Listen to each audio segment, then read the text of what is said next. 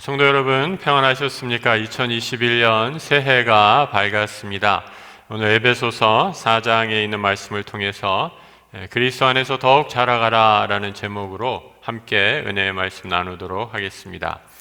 아시겠지만 21년 신축년이다 라고 이렇게 얘기를 합니다. 제가 찾아보니까 하얀 소의 해라고 이렇게 얘기하더라고요. 그래서 이 신축을 제 마음대로 그냥 풀어봤어요. 하나님 신자, 축복 축자 해가지고 하나님의 축복이 임하는 해다라고 이렇게 풀어봤습니다. 작년 한 해 참으로 어려운 일들 많이 있었지만 이제 새해 하나님의 축복이 더 풍성하게 임하는 복된 새해 되기를 우리 주님의 이름으로 축복합니다. 지난 한 해 우리 하나님이 찾으시는 예배자, 하나님이 기뻐하시는 예배로 표어를 정했지요. 작년 한 해만큼 정말 예배드리기 힘든 그런 한 해가 없었지 않나 생각합니다. 우리의 예배의 자리를 지키시라고 하나님께서 주신 음성인 줄 믿습니다. 새해를 시작하면서 하나님이 주신 음성, 그리스도 안에서 더욱 자라가라라는 음성입니다. 이전 세대 어르신들 많은 분들 중에 키가 별로 크지 않은 분들이 계시죠. 왜 그렇습니까? 8.15 해방, 6.25 전쟁 등을 겪으면서 한참 먹어야 할 때에 제대로 먹지 못해서 커야 할 키가 제대로 크지 못했습니다. 반면에 요즘 아이들은 어떻습니까? 먹을 것이 넘쳐나죠. 패스트푸드 어디에서나 쉽게 먹을 것을 구할 수 있는 그런 시대입니다. 요즘은 아이들, 성인들 할 것 없이 없어서 문제가 아니라 너무 많이 먹어서 병이 나는 시대이죠. 지난해 코로나19로 우리가 경험한 것, 교회에 모이지도 못하고 사역도 못하니 영적으로도 우리의 성장이 정체된 것 같다 하는 느낌이 듭니다. 지금 당장 눈앞에 있는 위기만 바라보다가 신앙에 성장하지 못하는 그런 한 해였지 않나 생각이 들었습니다. 하나님은 오늘 바울 선생님을 통해서 아주 우리에게 분명한 신앙의 목표를 정해 주고 계십니다. 오늘 본문 말씀 4장 13절이죠. 같이 한번 읽어보겠습니다. 우리가 다 하나님의 아들을 믿는 것과 아는 일에 하나가 되어 온전한 사람을 이루어 그리스도의 장성한 분량이 충만한 데까지 이르라 라고 말씀합니다. 어떻게 하면 그리스도의 장성한 분량에까지 성장을 계속할 수 있을까? 새해를 맞아 첫 주 말씀으로 함께 이 주제로 은혜를 나누고자 합니다. 먼저 첫 번째로 그리스도 안에서 하나가 되어야 합니다. 성장을 위한 최소한의 조건이 갖추어져야 하지요. 식물이 자라기 위해서는 잘 아시는 것처럼 햇빛과 또 좋은 토양과 물이 반드시 필요합니다. 한 사람의 그리스도인 또 성도가 믿음의 공동체에서 성장하기 위한 최소한의 조건은 무엇인가? 오늘 바울은 에베소 교회에 편지를 쓰면서 믿음의 공동체가 그리스도 안에서 하나가 되는 것이다 라고 말씀해 주고 있죠. 바울은 이 편지를 옥에 갇힌 상태에서 쓰고 있습니다. 영어의 상태인 바울이 사랑하는 에베소 교우들에게 그 교회가 반드시 이루어야 할 권면이 무엇인가? 바로 하나가 되라라는 것입니다. 뒤집어서 얘기하면 옥중에 갇혀있는 바울에게 에베소 교회 형편들이 들려왔을 때 그 교회가 별로 평안하지 못했다라는 겁니다.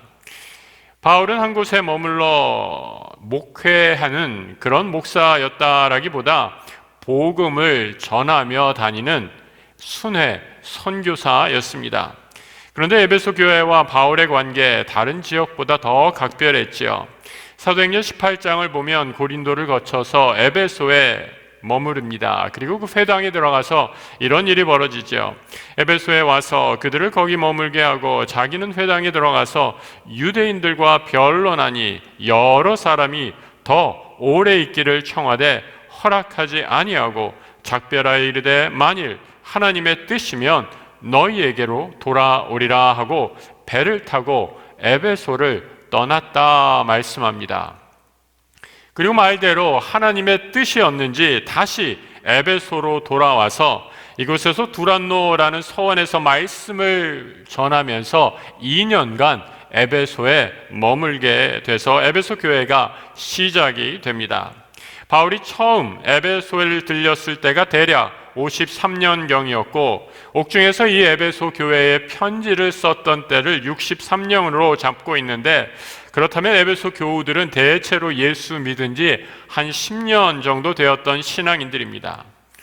여러분들 중에 한 교회에서 한 10년 같이 신앙생활하신 분 어떤 일들이 일어납니까? 바울이 세운 에베소 교회는 초대형 교회가 아니라 그야말로 이제 막 시작한 가정교회 형태였습니다. 그리고 그곳에서 늘 함께 모이며 말씀을 나누고 10년을 지내다 보니까 점점 서로의 다름을 아주 깊이 알게 되어가죠. 나는 햄버거를 좋아하는데 저 집사님은 찌개를 좋아합니다. 나는 2만 원 이상의 옷은 옷이 아니라 사치품이라고 여기는데 매주 예배당에 오는 모 집사님은 2만 원 이하의 옷은 걸레라고 생각하는지 늘 최고급 비단 옷을 두르고 교회에 옵니다. 눈에 드러나는 외양의 모습들뿐만 아니죠. 신앙 색깔, 그 신앙을 표현하는 방식도 사람마다 각양각색이죠. 김 집사님은 기도할 때 소리를 내어 기도해야 하는 것 같다라고 얘기하는 반면에 이 집사님은 침묵 기도가 수준 높은 기도라고 말합니다. 아주 사소하지만 서로의 다름, 습관의 차이들이 더 이상 숨을 곳도 숨길 곳도 없는 공간이 되어버린 것이 바로 교회라는 공동체입니다. 바울은 이런 너무나 다른 환경, 생각을 가진 교회 공동체를 향해 우리의 신앙의 주인이신 그리스도를 바라보고 그분을 향해 걸어가라라고 권면하고 있는 거죠. 작년에 교회 건축을 위해 준비 모임을 가졌던 시간이 있습니다. 교회 건축에 대해 당연히 갖고 있는 생각들이 조금씩 달랐습니다. 어떤 장로님은 이렇게 했으면 좋겠다, 어떤 장로님은 저렇게 했으면 좋겠다, 너무나도 당연한 생각, 또 어느 생각도 나쁘거나 문제가 있는 것이 아니라 서로 관점이 차이였습니다. 그러다가 건축 설계하시는 집사님이 좋은 조언을 해주었습니다. 각자 개인이 하고 싶은 것 있었지만 실제로 법에 따라 할 수 있는 것 사이에 분명한 차이가 있었던 거죠. 목사는 하나님의 말씀을 전하고 가르치는 일을 위해 세워준 종입니다. 제가 교회 건축에 대해는 문외한이고 여기엔 전문적인 지식을 가진 분들의 조언을 참고하면서 의견을 조율해서 좋은 방향으로 나아가는 겁니다. 올해로 7년차 약수교회 담임 목사로 섬기고 있습니다. 여러분, 담임 목사가 모든 것을 다 알겠습니까? 모르겠습니까? 그거 모르시네요. 제가 다 모릅니다. 당연하죠. 제가 어떻게 다 알겠습니까? 제가 건축에 대해서 알며 부동산을 어떻게 잘 알겠습니까? 저보다 더 잘하는 분, 그쪽에 대해 많은 지식을 가진 분들의 도움을 다 받아서 귀한 공동체를 함께 동역하며 섬겨가는 것입니다. 올해 그리스도 장성한 분량만큼 자라가야 하는데 또 어떠한 난관이 생길지 모르겠습니다. 하지만 어떤 어려움이 있더라도 내가 모든 것을 다 할 수 있다라는 이런 생각을 버리고 나도 부족하다라는 것을 겸손히 인정하면서 서로 돕는 것입니다. 그리고 무엇보다도 중요한 것, 한 마음으로 주님의 몸된 교회를 섬겨 나가는 것이죠. 어떻게 한 마음으로 사역할 수 있는가? 바울은 그 비결 아주 간단하게 얘기하죠. 그리스도 안에서 하나가 되라 말씀합니다. 우리의 목표이신 예수 그리스도만을 바라보고 우리가 교회를 섬길 때 우리가 서로 다름, 차이, 모든 어려움들도 넉넉히 극복하고 귀한 선을 이루실 줄 믿습니다. 이 놀라운 하나님의 은혜를 통해 올 한 해 그리스도 안에서 자라가는 우리 약수교회가 되길 주님의 이름으로 축복합니다. 두 번째로 우리가 어떻게 하면 성장할 수 있는가? 그리스도 안에서 성숙한 신앙인이 되어야 합니다. 성장 반드시 성숙과 함께 해야 온전한 성장이지요. 몸은 어린인데 행동이나 생각이 어린아이 수준이라면 그야말로 큰 문제입니다.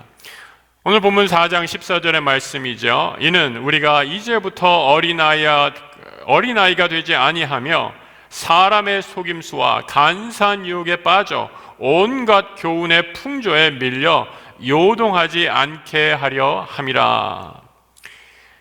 한국 개신교 가장 심각한 위기, 가나안 교인의 증가입니다.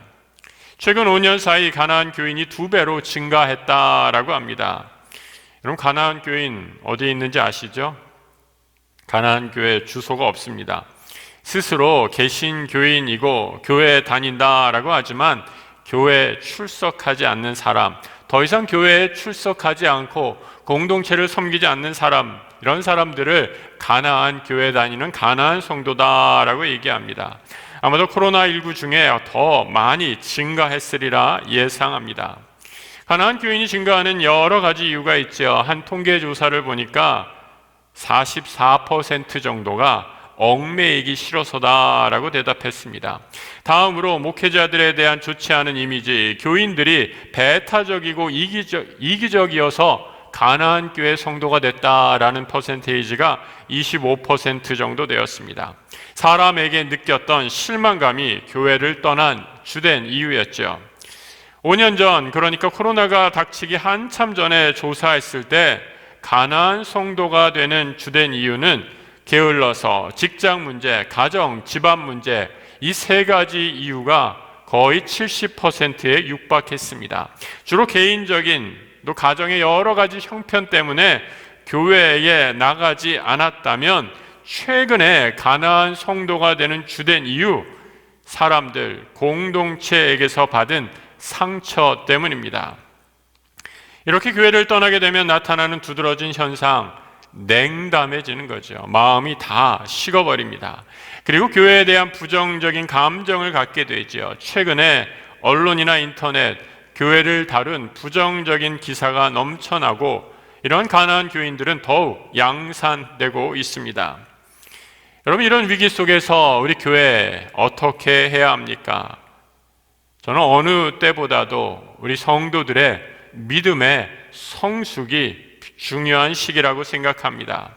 말씀에서처럼 성숙한 그리스도인, 사람들의 속임수와 세상 유혹에 넘어가지 않는 깊이 믿음의 뿌리를 내리고 있습니다. 신앙생활은 은혜 받을 때, 젊었을 때, 건강할 때, 감수성이 예민한 청소년 시기에 반짝하고 하는 많은 그런 취미생활이 결코 아닙니다. 신앙 성숙을 위한 믿음의 경주는 우리가 하나님 나라 가는 그 시간까지 계속해야 하는 성도의 목표이기 때문이죠. 일본의 음료수를 파는 기업 중에 산토리라는 회사가 있습니다. 이 회사에서 만든 녹차인데요. 여러분, 혹시 이 녹차병 마트에서라도 한 번쯤은 보셨으리라 생각합니다. 이 작년에 이 산토리 회사에서 이런 광고를 냈습니다. 제가 한번 그 카피를 읽어드리겠습니다. 여러 일이 있었던 2020년이었습니다. 그러나 좋은 일도 많이 있었습니다. 금년에, 일본의 이야기입니다. 금년에 65만 명의 아이가 태어났습니다. 101만 명의 신입생이 되었습니다. 38만 쌍의 커플이 결혼했습니다. 78만 명이 기타나 우쿨렐라를 시작했고 123만 명이 운동을 시작했습니다. 30%의 아빠들이 집을 수리하고 개조하는 일에 도전했고 70%의 가족이 대화가 늘었습니다.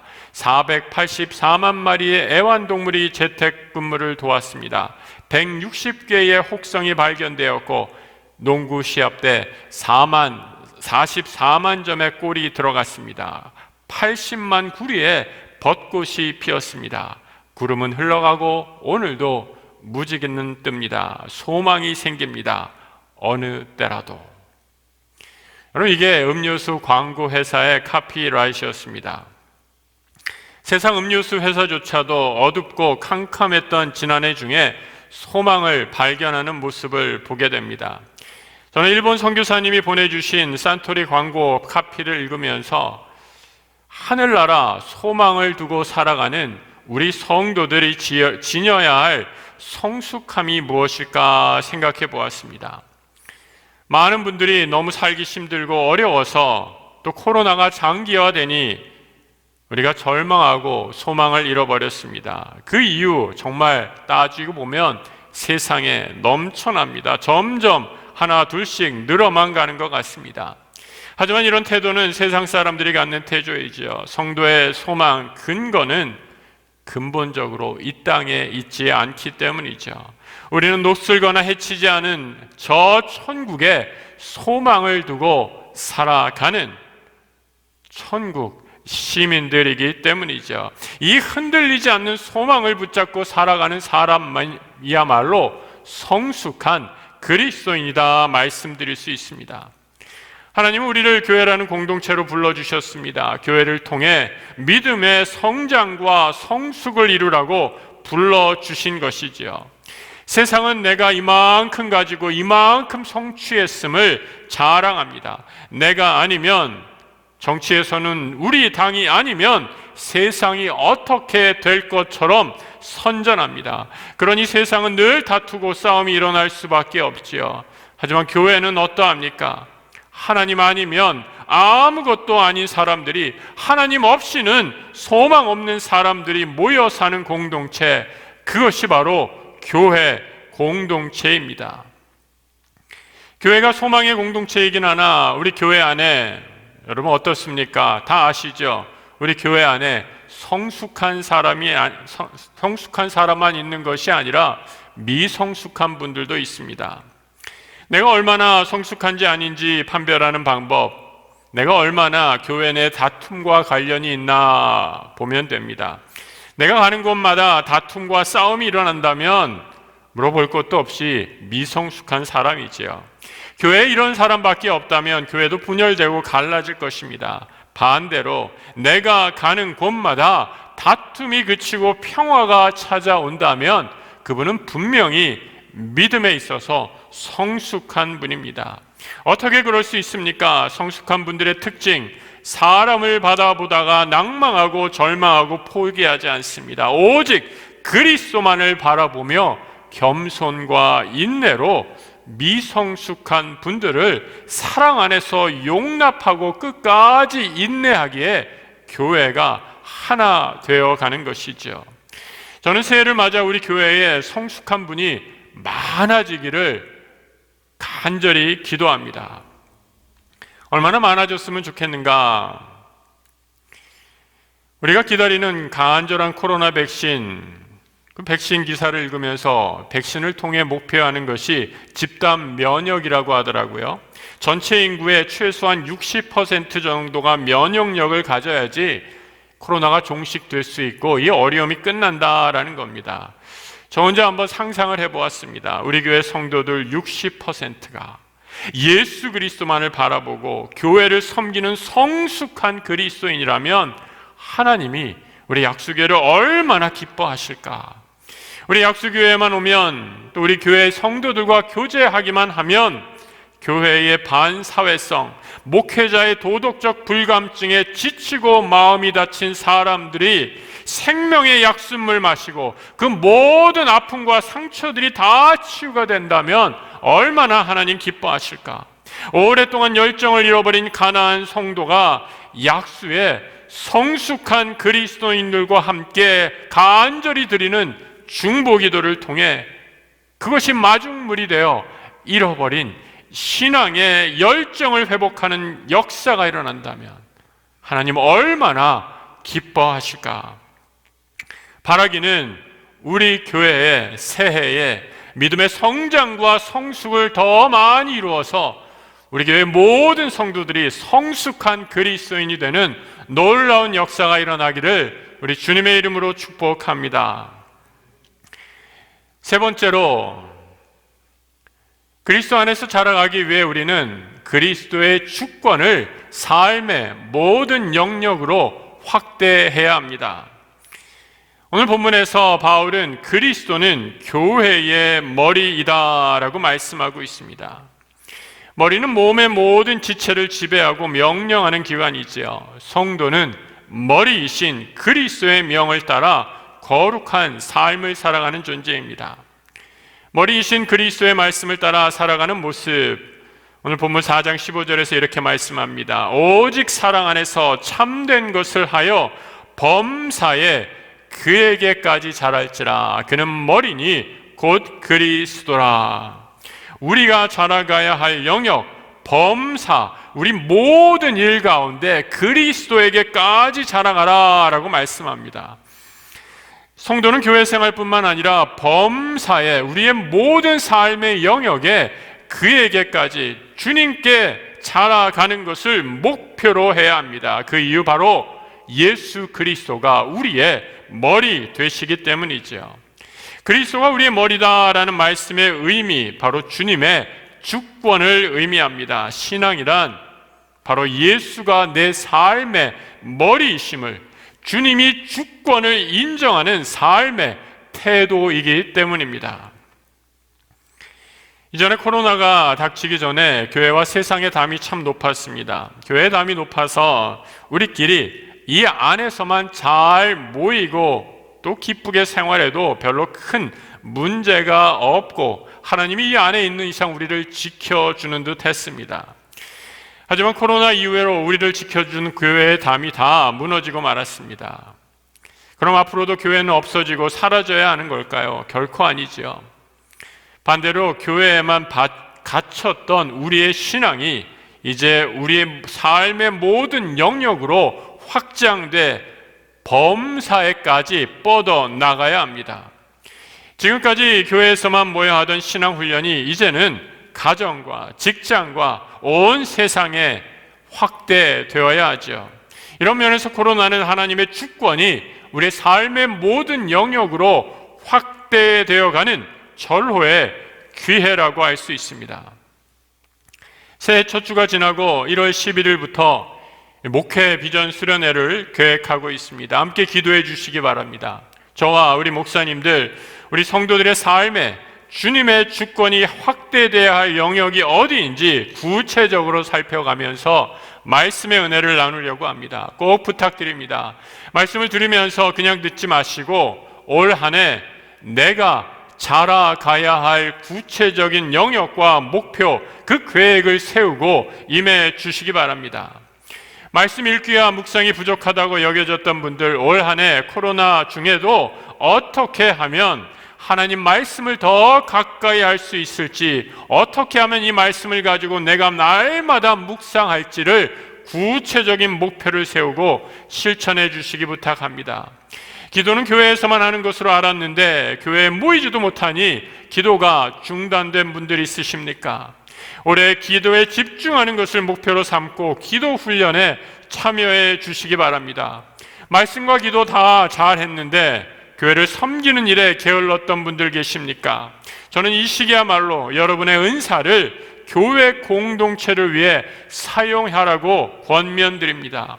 나는 아무것도 알 줄 아는 것이 없습니다 라고 말하시는 분들 계시면 사무실로 교육자들에게 문의해 주십시오. 적당한 섬김의 일을 추천해 드릴 수도 있습니다.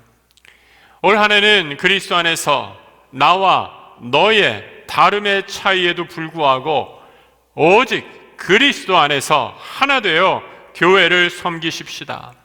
흔들리는 세상 풍조 속에 낭망하거나 소망을 잃지 말고 내 삶의 뿌리를 예수에게 더 깊이 내리는 성숙한 그리스도인이 됩시다.